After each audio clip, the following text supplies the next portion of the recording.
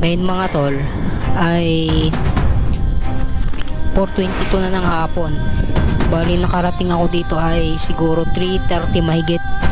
Umalis ako sa bayan ay nasa 3 o'clock. Mula dun sa bayan 52 minutes mga tol.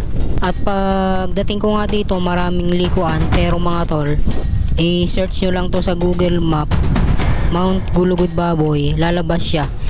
Pindutin nyo lang yung direksyon at ituturo na sa inyo ng mapa. At sinundan ko nga yung mapa mga tol, at pagdating nga dito ay nagtanong-tanong ako dito kung saan ito banda. Tapos yun, sinundan ko lang yung instruction ng mapa at sinabi ng mga napagtanungan ko dito. At pagdating ko nga dito mga tol, bago ako makarating dito sa lugar na to, ay ang daming paahon mga tol.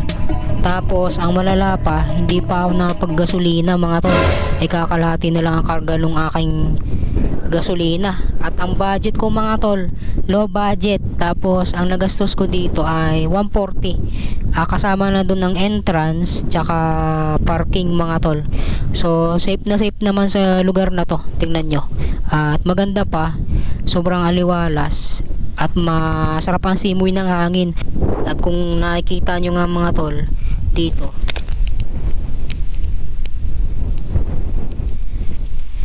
napakaganda. Makakapag-unwind ka mga tol, makakapag relax ka. At marami ding mga tao na napasyal dito mga tol. Minsan bago ka makarating sa tuktok sa lugar na gusto mo, marami kang dadaanan.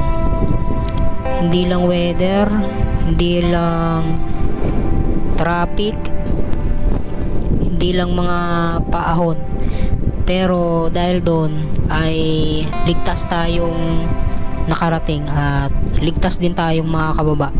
So syempre sa mga lakad natin mga tol ay huwag natin kakalimutan ang panalangin, pinakamahalaga sa lahat.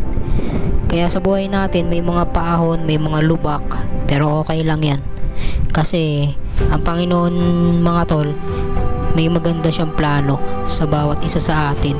At ang pinakamahalaga mga tol ay magpatuloy lang tayo, dahil hindi tayo iiwan at hindi tayo pababayaan ng Diyos, dahil mahal na mahal niya tayo.